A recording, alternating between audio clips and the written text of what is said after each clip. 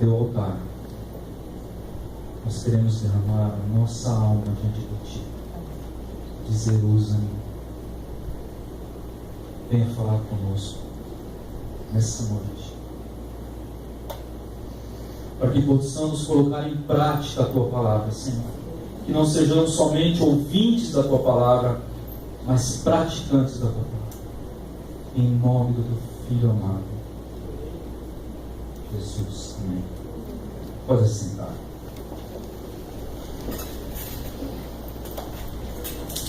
Convido os irmãos a abrir a palavra de Deus.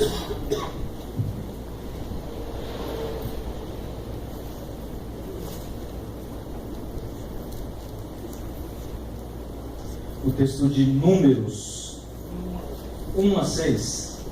Números 22, 1 a 6, por favor.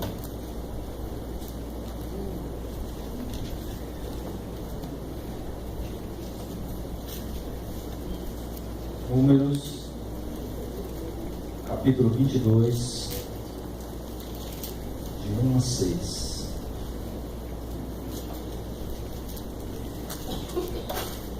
Números 22, 1 a 6. E depois partiram os filhos de Israel e acamparam-se nas campinas de Moabe, além do Jordão, na altura de Jericó. Vendo, pois, Balaque, filho de Zippor, tudo o que Israel fizera aos amorreus, Moabe temeu muito diante desse povo, porque era numeroso, e Moabe andava angustiado por causa dos filhos de Israel. Por isso Moabe disse aos anciãos dos midianitas: agora lamberá esta congregação tudo quanto houver e ao redor de nós, como um boi lambe a erva do campo. Naquele tempo Balaque, filho de Zippor, era rei dos Moabitas. Este enviou mensageiros a Balaão, filho de Beor, a Petor, que está junto ao rio, na terra dos filhos do seu povo, e chamá-lo, dizendo: eis que um povo saiu do Egito, eis que cobre a face da terra, e está parado defronte de mim. Vem, pois, agora, rogo-te, amaldiçoa-me esse povo, pois mais poderoso é do que eu. Talvez o poderei ferir e lançar fora da terra, porque eu sei que a quem tu abençoares será abençoado, e a quem tu amaldiçoares será amaldiçoado. Vamos rever o contexto histórico desse texto. Nesse período, os filhos de Israel já tinham passado 40 anos peregrinando pelo deserto. E eles estavam prestes a entrar na terra prometida, segundo a promessa divina que Deus tinha feito aos filhos de Israel. Eles já tinham passado por muitas experiências, já tinham pecado, já tinham recebido de Deus muitos milagres. Deus já tinha também disciplinado muito aquele povo. Aquela primeira geração que saiu do Egito, morreram todos nesses 40 anos. Agora estava uma nova geração. Moisés ainda estava vivo, e eles tentaram entrar pela terra prometida, pelas terras de Edom, ali pelo sul. Eles estavam no deserto do Sinai, ali entraram para o deserto de Negev, e logo em frente, no sul de Israel, nós vamos ter as terras de Edom. E o Israel pede a Edom, e na verdade Edom ele era descendente, irmão de Jacó, aquele que vendeu a sua primogenitura por um prato de lentilha. É esse povo de Edom, de Esaú, que é Edom, veio a nascer esse grande povo, Edom. E Deus tinha proibido Israel de atacar os edomitas naquele período. E Israel pede passagem para Edom. Ele fala assim: eu vou passar por meio da sua terra, e não vou nem para um lado, nem para a direita, nem para a esquerda. Eu só vou ultrapassar. E os edomitas vieram armados, dizendo: não, vocês não vão passar por aqui. Israel, como tinha o mandamento de não entrar em conflito bélico com Edom, ele vai pelo leste. Ele começa a rodear o leste e vai para o outro lado, passa o Mar Vermelho e começa a entrar, a subir, passando pelas terras dos amorreus. E ali eles entram em conflito. Eles entram em conflito com aqueles povos e eles ganham duas batalhas. A batalha do rei Og e a batalha do rei Baasha. E quando eles estão bem em frente de Jericó, do lado oriental do rio Jordão, um povo se levanta contra eles. Na verdade, aquele povo, Israel não iria entrar em conflito com eles, porque eles tinham que ultrapassar o Jordão e entrar em Jericó, como fizeram com Josué mais para frente, e tomar a terra para aquele lado. Eles não tinham a necessidade de entrar em conflito com os povos que estavam mais ao norte. Mas Balaque, que era um dos reis moabitas, ele manda chamar Balaão, porque ele teme muito Israel. Ele teme porque ele teme Israel, porque ele já sabia o que Deus, o Deus de Israel, o Todo-Poderoso, tinha feito no Egito. Ele já sabia o que o Deus de Israel tinha feito com aquele povo que se multiplicou muito no deserto, fazendo sair água da rocha, fazendo pão cair do céu. O nosso Deus era muito famoso, meus irmãos, graças a Deus. A gente vai ver mais para frente, antes de entrar, o povo vai entrar na terra prometida, todos os reis estavam com o coração derretido, de medo, não só de Israel, mas do Deus de Israel.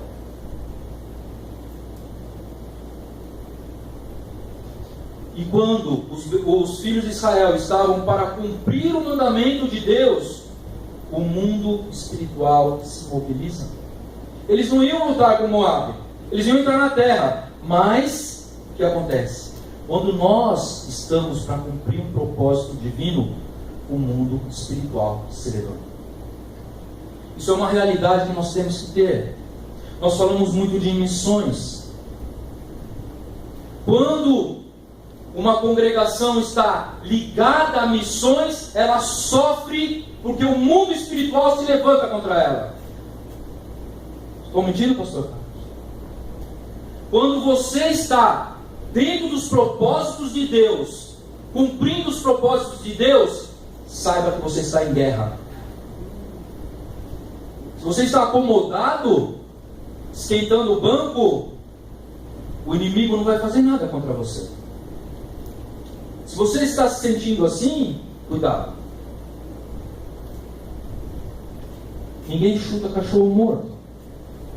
Satanás não vai perder tempo com um crente frio, mas só que ele vai se mobilizar com aquele que pega a obra de Deus e faça com zelo, e faça com amor. E os filhos de Israel estavam para entrar na terra de Israel, e o inimigo se levanta contra Israel, porque é o propósito de Deus sendo cumprido. Glória a Deus. Nós temos que ter consciência, meus irmãos, que nós estamos numa guerra. E se você faz parte de uma igreja missionária, como você faz parte, você está dentro dessa guerra. Assim como o pastor mesmo falou,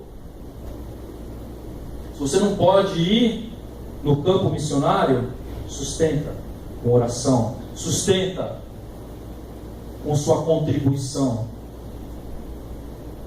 O missionário lá sozinho, sem contribuição e sem oração, não é nada. Você faz parte, porque tudo é um corpo. Acorda, igreja. Vamos acordar e vamos saber que nós estamos em batalha. Nós estamos em guerra. O inimigo, ele vem para frustrar os planos de Deus. Vou pegar um exemplo aqui. Abram lá em Esdras 4. Esdras 4. 1-6. Olha o que ocorreu. Os filhos de Israel tinham voltado da Babilônia, estavam para construir o templo. O que se levanta quando se está no propósito divino, quando tem uma missão, o inimigo se levanta. Para quê? Para frustrar a obra de Deus. Todos acharam? Esdras 4:1-6. Olha o que ocorreu. Ouvindo, pois, os adversários de Judá e de Benjamim, que os que tornaram do cativeiro edificaram o templo do Senhor, Deus de Israel, chegaram-se a Zorobabel e aos chefes dos pais e disseram-lhe: deixa-nos edificar convosco, porque, como vós, buscaremos a vosso Deus, como também já sacrificamos desde os dias de Esar-Adom, o rei da Síria, que nos mandou vir para aqui. Dá uma pausinha aqui. Já sacrificamos ao Deus? Que negócio é esse aqui? Sacrificar onde? Esse povo aqui estava se sacrificando ao Deus de Israel? Não estava. Por que não estava?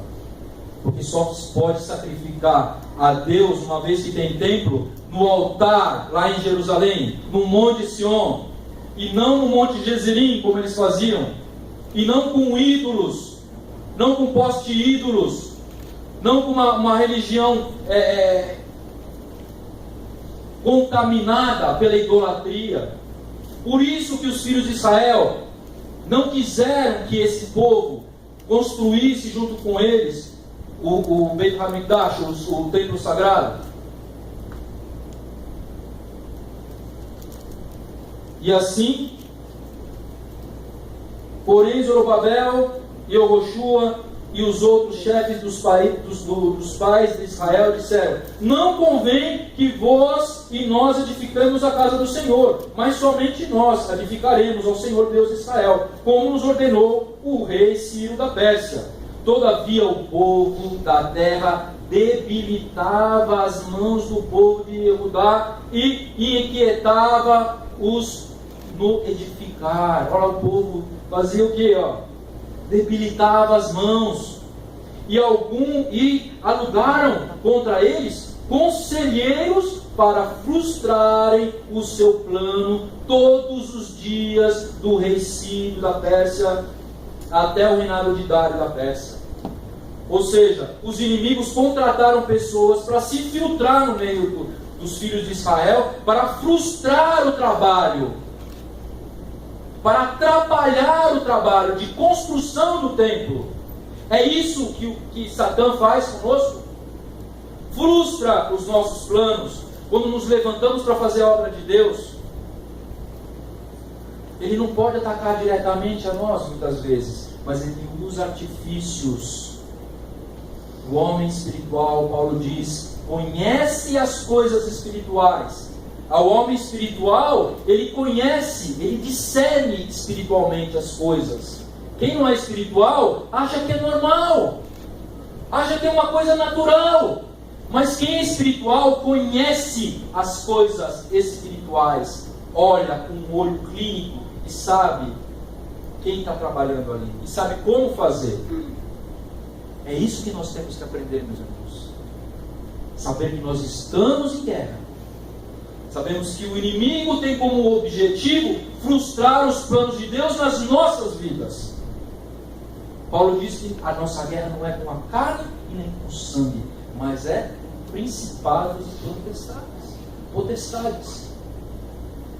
Vamos abrir os olhos, meus irmãos. Nós estamos em guerra. E é assim que o inimigo trabalha.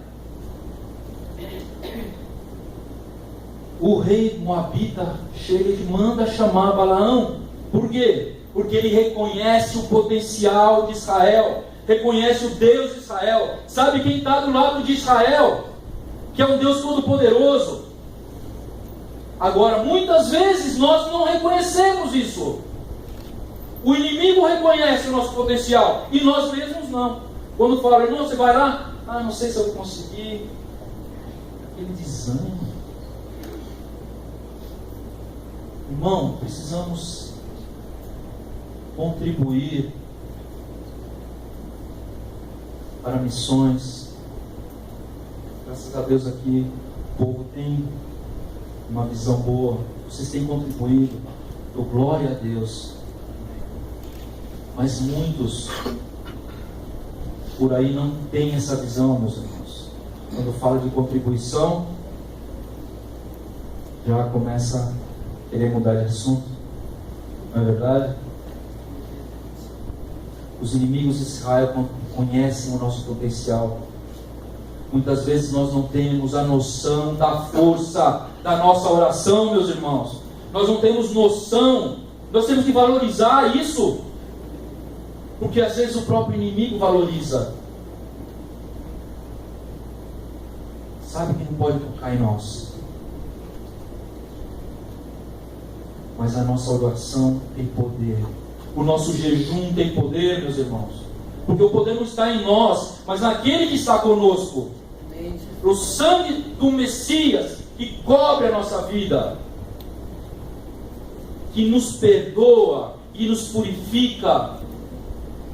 É o Espírito Santo de Deus que vive em nós, que dá força e que nos guia.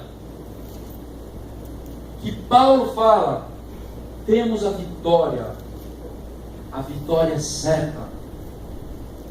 A batalha pode ser dura, mas a vitória é certa.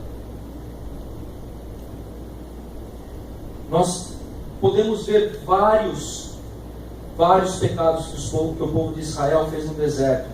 Mas qual que foi o pecado que impediu do povo seguir em frente e tomar a terra prometida? Qual foi? Dos espias. Por quê? Por causa da sua timidez e só falta de fé. Os espias voltaram, 10 falaram, não, nós somos gafanhotos na frente deles. Eles são muitos. Nós somos pequenininhos. Desconsiderando o poder de Deus, desconsiderando o potencial do povo de Deus. Deus abomina isso. Por isso que ele falou, não entrará essa geração corrupta. Não entrará essa geração, só a próxima. Por causa da timidez e a falta de fé, meus irmãos. Para quem tem visão missionária, para quem anda segundo a vontade de Deus, nós não podemos ser tímidos, não podemos ser medrosos, com falta de coragem. Vocês sabiam que existe, vocês sabiam sim, vocês sabem disso, vocês vão na escola dominical, mas existe uma lei que está lá em Levíticos, tem também sua repetição em Deuteronômio 20, que diz o seguinte: quando Israel reunia o exército para ir para uma guerra, o Cohen Gadol, o sumo sacerdote, chegava e reunia todos os soldados. Daí ele chegava e falava assim: quem está noivo aqui e ainda não casou? Daí levantava meia dúzia de pessoas lá. Vão para casa. O noivo não casou ainda? Vai para casa. Quem construiu uma casa ainda não acabou, não está morando nela? Levantava mais gente, vai para casa. Quem ainda não fez um ano de casado? Levantava a mão. Vocês também, vão para cá. E vai diminuindo. Deus não precisa de quantidade não, meu. Deus precisa de qualidade. Quem plantou uma uva e ainda não colheu dela? Levantou, vai para casa. Por último, quem está com medo? Quem está com medo, levanta a mão. Daí levantava assim, dedinho, vai para casa. Por que vai para casa? Para não contaminar os outros. O seu medo contamina os outros. a sua apatia contamina os outros. Vai para casa. Assim como a coragem, quando um general sobe de frente de um exército e ele levanta a moral da tropa, dizendo: nós vamos ganhar, o inimigo é fichinha para nós, olha o que a gente fez ali, fizemos aquilo outro lá, vocês são valorosos, e o povo fica todo da mesma forma como o próprio Cohen Gadol chamava e falava: gente, não somos nós que vamos ganhar, mas é Deus que vai ganhar. Como é que eles entraram em Jericó? Tocando um chofar. Como é que Gideão ganhou as batalhas? Como é que Deus escolheu alguns soldados? Com minoria. Numa ocasião ele falou: chama aqueles que bebem água lambendo, que nem um cachorro, manda embora o resto. Eu não preciso, a glória é minha. A glória é de Deus e não é nossa. Deus não precisa quantidade, mas precisa qualidade. Isso aqui é para nós aqui, meus irmãos. Nós estamos em guerra. Se é para chegar apático na guerra, vai para casa. Ou se contamina com aquele que está cheio do Ruach HaKodesh, cheio do Espírito Santo. É isso que Deus quer de nós. Vamos trabalhar com missões? Então vamos estar animados em fazer missões, orando, dobrando o nosso joelho, sabendo que nós estamos numa guerra, e sabemos que o que nós passamos aqui é fichinha perto do missionário que está lá no campo, que muitas vezes não tem o que comer, meus irmãos. Eu na época da faculdade teológica, eu passei alguns anos a mais, né?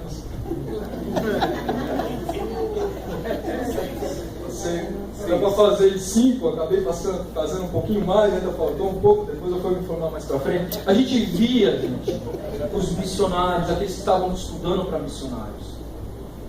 Gente, dava para distinguir, só, não precisava abrir a boca, só de olhar para a pessoa, a gente conhecia quem era missionário, quem era de teologia e quem era de música.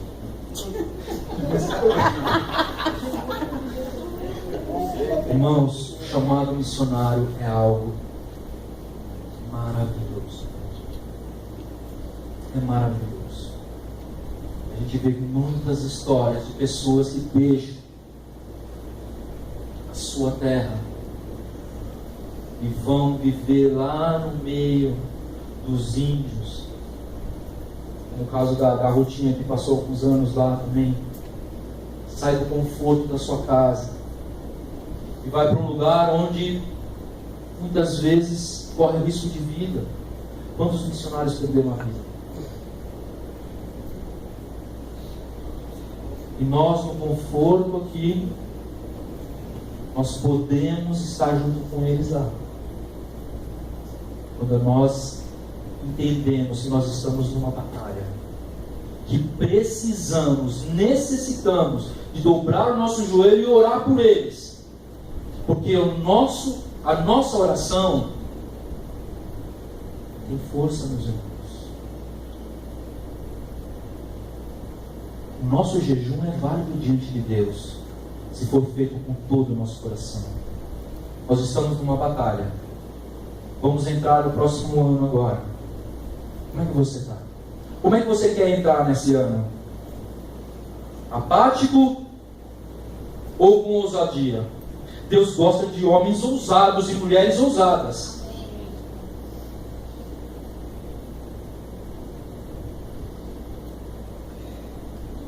O medo é colocado no coração dos inimigos e não de nós mesmos, meus irmãos. Essa aí é a estratégia do inimigo, colocar medo em nós. Mas na verdade Deus coloca o medo nos inimigos. Como é que ele fez aqui? Ele colocou o medo no rei de Moabe.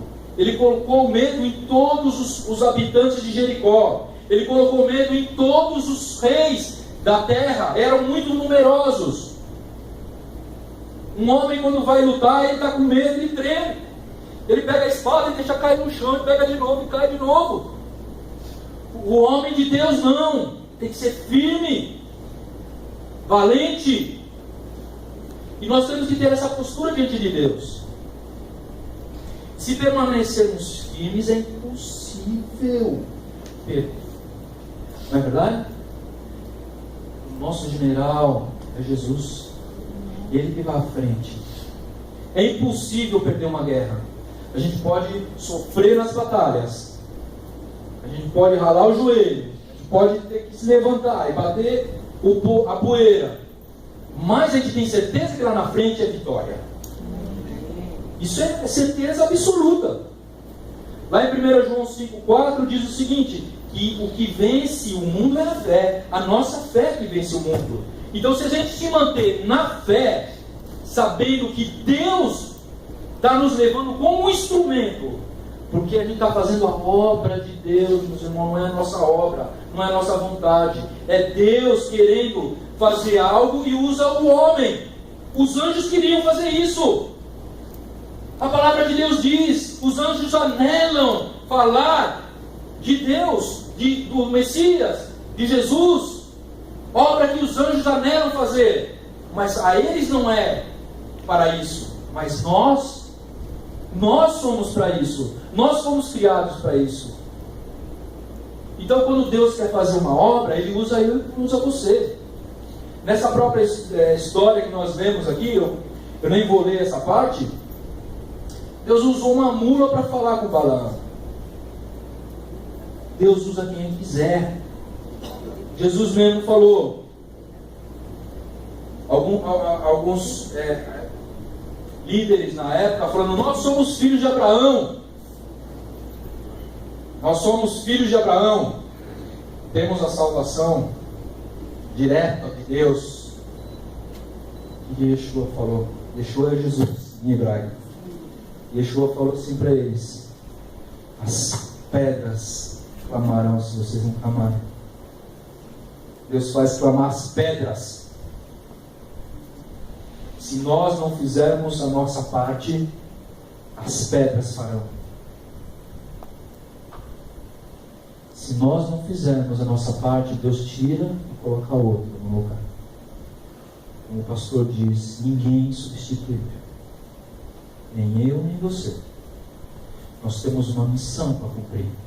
E cada um cumpre segundo aquilo que Deus estabeleceu para ele. Num exército existe o soldado que vai na frente, existe aquele que está na artilharia, existe o médico, existe o cozinheiro, existe o general. Cada um no seu posto. Uns vão na frente de trabalho, outros têm o dom de dobrar o seu joelho, que é a obrigação de cada um, né? Outros põem a mão no bolso, outros ajudam. Isso é fazer missões. Isso é fazer a vontade de Deus. E por isso nós somos privilegiados.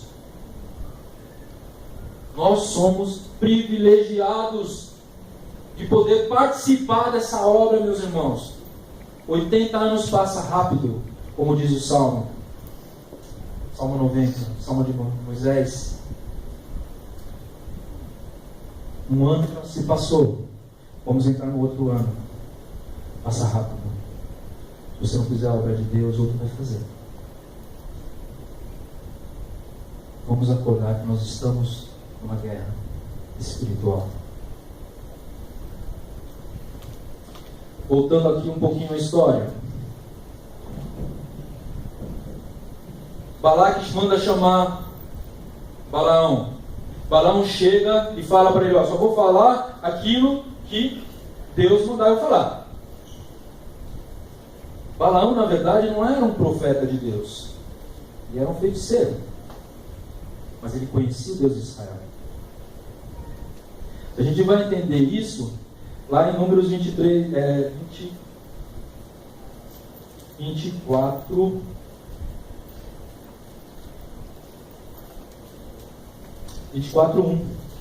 Ele fala que ele não foi como o encontro dos altares, como ele fazia antes com encantamentos. Ele era um feiticeiro. Ele foi chamado para amaldiçoar Israel. E quando ele chega e ele fala, tudo bem, eu vou fazer só o que Deus dá, mas eu vou tentar. E o que ele fala?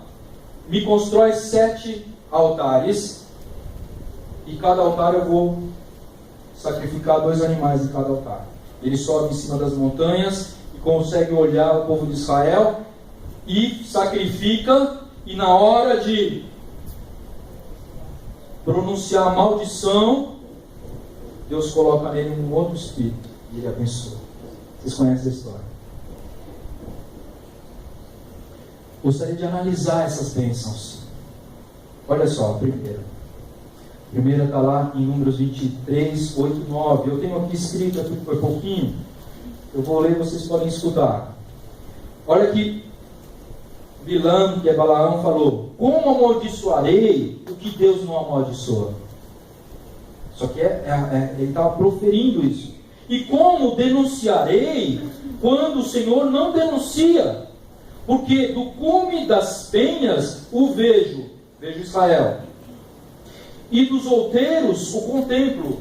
Eis que este povo habitará só, e entre as nações não será contado. É impossível amaldiçoar Israel. E com o advento do Messias, nós entramos na aliança com Deus. Impossível te amaldiçoar, meu irmão. Como amaldiçoarei o que Deus não amaldiçoa? E como denunciarei quando o Senhor não está denunciando?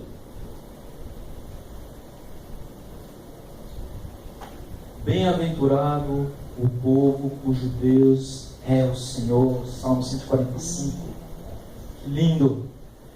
Mais uma vez nós temos que entender, meus irmãos, que nós estamos debaixo das asas do Eterno e nada pode nos atingir.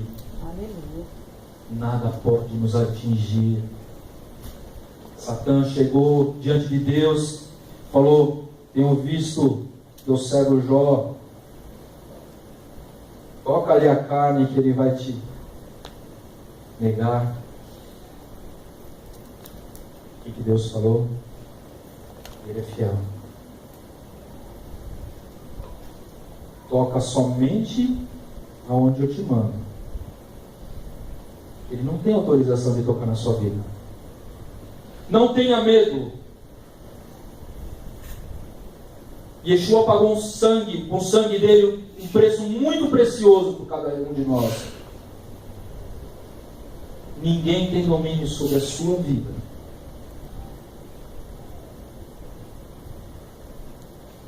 É impossível amaldiçoar o Filho de Deus. Os filhos de Deus que somos nós.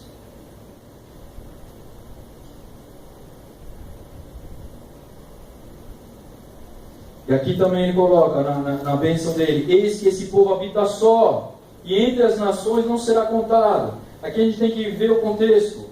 Quando se fala nesse período Israel e nações, nós estamos falando de um povo de Deus e um povo idólatra. A bênção aqui é em santidade, meus irmãos. É um povo que não se mistura. Por isso que nós temos que andar em santidade.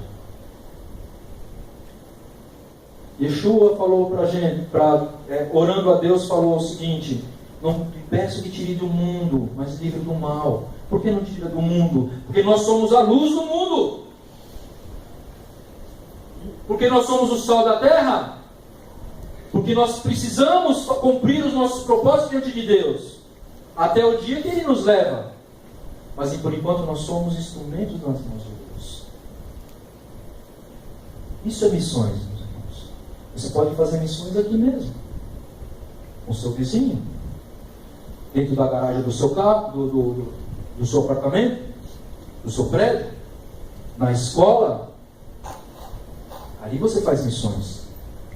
Ali você fica procurando a oportunidade que Deus dá de falar de Deus, de convidar as pessoas para vir na igreja. Isso também é missões. abrir a sua boca é missões. Esse povo é santo. Nós não temos que sair do mundo, temos que estar ali. Mas não se conformeis com o mundo.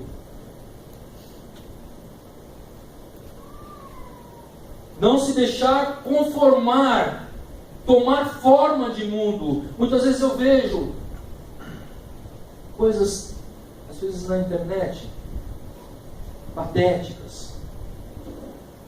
Tem igreja que chega a um cúmulo de fazer coisas no seu culto para tentando chamar o povo, tentando agradar, né, os jovens, mas acaba sendo uma coisa tão mundana dentro da igreja que dá pena. Em vez de fazer com que o mundo venha para o Senhor, muitos estão indo para o mundo e se perdendo no mundo. A outra, lá em 1 Pedro 1, 13 a 17 diz: sede santos, andai conforme aquilo como você foi chamado, porque um sangue precioso foi pago desde antes da fundação do mundo. A segunda bênção, o que aconteceu? Balaque, na hora que Balaão falou aquela bênção, ele não acreditou. Ele falou: eu chamo você para abençoar, para amaldiçoar e você abençoa? Que negócio é esse? Mas vamos para o outro lado. Você vai ver o povo de um outro prisma. Daí Balaão falou: vamos tentar, vamos sentar. Quem sabe agora eu consigo amaldiçoar. Você vê que Balaão estava querendo amaldiçoar. Daí ele constrói mais 7 altares, mais 2 holocaustos em cada altar, e profere o segundo dito.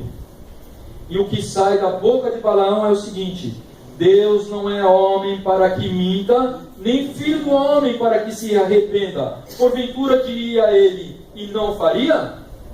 Ou falaria e não confirmaria? Eis que recebi o mandato de abençoar, pois ele tem abençoado, e eu não posso revogar. Não viu iniquidade em Israel, nem contemplou maldade em Jacó. Olha só que interessante isso. O Senhor seu Deus é com ele, e no meio dele se ouve a aclamação de um rei. Deus os tirou do Egito, as suas forças são como de um boi selvagem. Pois contra Jacó não vale encantamento, nem adivinhação contra Israel. Nesse tempo se dirá de Jacó e de Israel: que coisas Deus tem realizado? Eis que o povo se levantará como a leoa e se erguerá como um leão. Não se deitará até que coma a presa, beba o sangue deles. Deus é fiel, meus irmãos. Olha só esse título. Porventura diria ele e não o faria? O que Deus promete na sua vida, Deus vai cumprir. Mas no tempo certo. Não no seu tempo, mas no tempo certo, no tempo de Deus. Tenha paciência. Deus tem promessas para cada um de nós, meus irmãos. Muitas vezes a promessa está assim em cima da nossa cabeça. Só falta uma coisinha para ela descer. E às vezes a gente sabe que é e a gente não faz.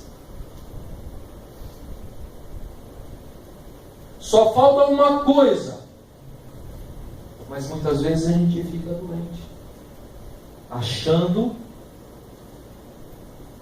que com as nossas próprias mãos, com a nossa própria força, a gente vai conseguir. Descansa no Senhor, espera no Senhor, confia nele. Aquilo que Deus tem para você vai chegar na hora certa. Não desista. Usa a tua fé. Usa a tua fé e espera no Senhor. Não ache que com as suas próprias forças você vai conquistar. Mas espera no Senhor, no seu tempo, que na hora certa vai vir. Glória a Deus por isso. Muitas coisas aconteceram na minha vida, meus irmãos. E eu sou prova disso. Que as promessas de Deus muitas vezes não aconteceram na minha vida porque eu impedi. Porque o meu ego impediu. Porque por enquanto eu não estivesse pronto, Deus não ia dar aquela bênção para mim. Mas eu não queria. Eu queria a bênção, mas não queria mudar. O que aconteceu? Não ganhei. Só fui ganhar quando caiu a ficha. Eu falei, Senhor, me perdoa. Estive cego tantos anos. Tanto tempo. Agora eu consigo ver. Dentro de pouco tempo a bênção dele. Glória a Deus. Amém. Glória a Deus. Não conseguimos coisas porque nós, muitas vezes, somos nossos. Criamos nossas próprias barreiras. Aquele que não se conhece a si mesmo sofre mais. Faça uma análise de você mesmo. Meditar na palavra de Deus é isso. Você pega a palavra de Deus e você entende que aquilo que Deus está falando ali através da palavra é para você. Então você vai meditar na palavra de Deus na sua vida, aquela escritura na sua vida. Quando você faz isso, Deus te transforma. Isso é meditar na palavra de Deus. É colocar a sua vida nas mãos de Deus. E através da palavra de Deus, que é a revelação de Deus para o homem, aplicar na sua vida. A partir do momento que a gente aplica a palavra de Deus na nossa vida, nós podemos ser transformados por Deus.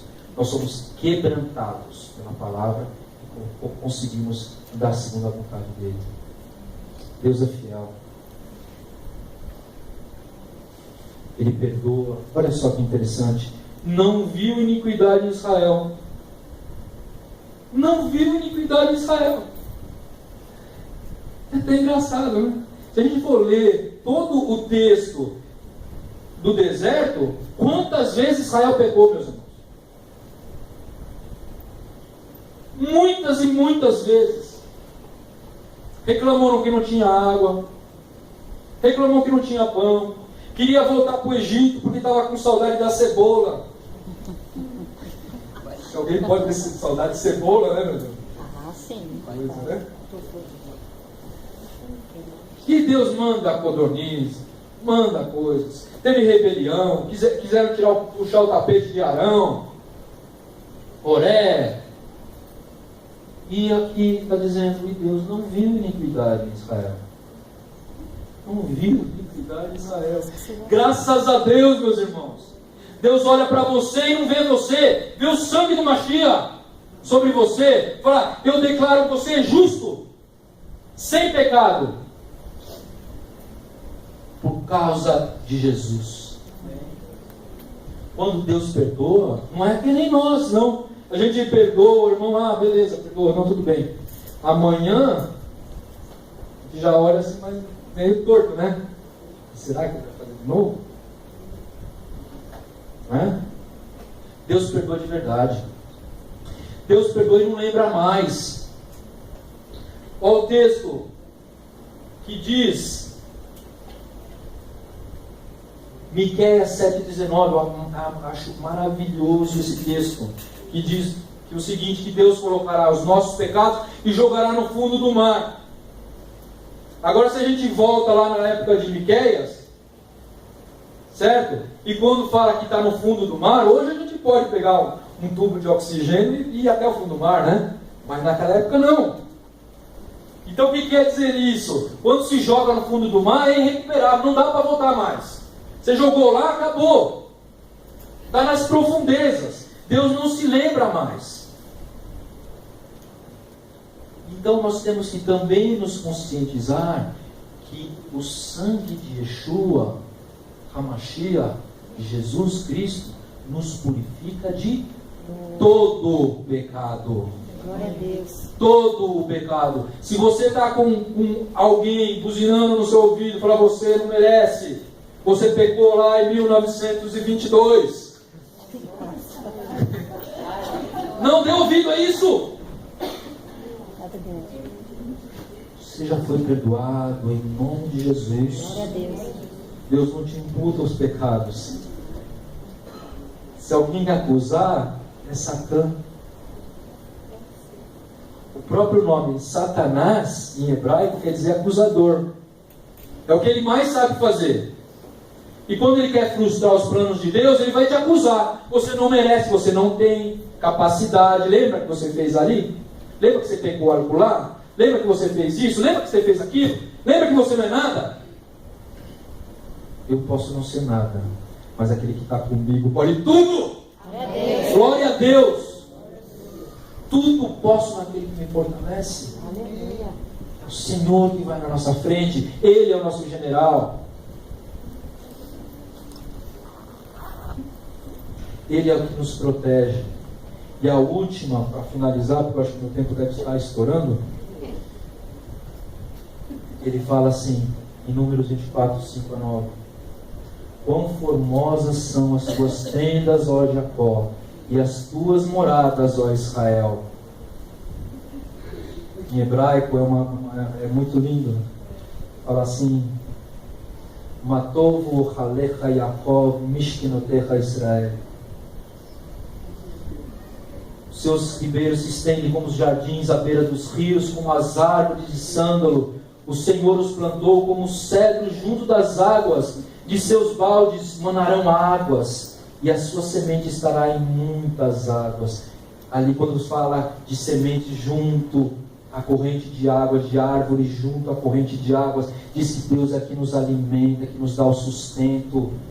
Glória a Deus. Quando a gente vê uma árvore que está plantada junto a ribeiros, como o Salmo, suas folhas não murcham, no seu devido tempo dá seu fruto. É assim que nós temos que ser. É assim que nós somos. Árvore de Deus. Deus que nos sustenta. Deus que nos lidera. Quão lindas são as suas tendas. Deus olha para nós e se alegra, meus irmãos. Nós temos que se conscientizar dessas coisas. Porque Ele não olha os nossos pecados, Ele olha o Messias, Ele olha Jesus, Ele olha o sangue de Yeshua que está sobre nossas vidas. Ele olha o nosso potencial, Ele olha o que a gente pode fazer. Ele nos transforma dia a dia. Ele nos fortalece, como as águas fortalecem uma planta que está do lado dela, que tem água que não depende de chuva. Está ali, fontes de águas. Se nós orarmos todos os dias. Meus irmãos, eu estava lendo um livro sobre os grandes avivamentos do século XVIII. A gente estudou na faculdade isso, né? Coisa linda, meus irmãos. Que coisa linda. Finney. Saíam, oravam das 5:30 da manhã até as 9, depois estudava a Bíblia até meio-dia, almoçava e pegava o cavalinho dele e ia sair para pregar. Quando chegava numa praça, juntava 3.000, 5.000 pessoas. Orava 4, 5, 6 horas, estudava 7, 8 horas por dia. E Deus honrava. Wesley, homens de Deus. Spurgeon tinha que falar para a congregação deles, falava assim: olha gente, não venha domingo, por favor, porque se vocês vierem, vai ficar muita gente do lado de fora. Ele tinha 300 homens que sabiam orar, e por enquanto que ele estava pregando, esses 300 homens estavam reunidos lá fora, orando por ele. E quando perguntavam para ele qual que é o segredo, porque tem 300 homens que sabem orar. Quando ele pregava, milhões se convertiam. Um homem usado por Deus, porque tinha quem orava por ele, e eles mesmos oravam também. Isso é um exército bem aparelhado, que nós temos que ser. Nós temos que ser. para finalizar, o que aconteceu? Israel não foi amaldiçoado. Mas, de uma certa forma, o inimigo conseguiu um pouquinho, ter uma certa vitória sobre isso. Como é que aconteceu? Já que eles não conseguiam amaldiçoar o povo, o que ele fez? Balaque falou assim: já 3 vezes eu chamo você não consegue amaldiçoar o povo. Só abençoa. Vai para casa. Daí Balaão chegou assim: vem cá, vou te ensinar uma coisinha. O que ele fez? Ele falou, ele aconselhou Balaque. Falou: olha, chama as mulheres mais lindas, faz uma feira, chama os Bene Israel, os filhos de Israel, para comprar.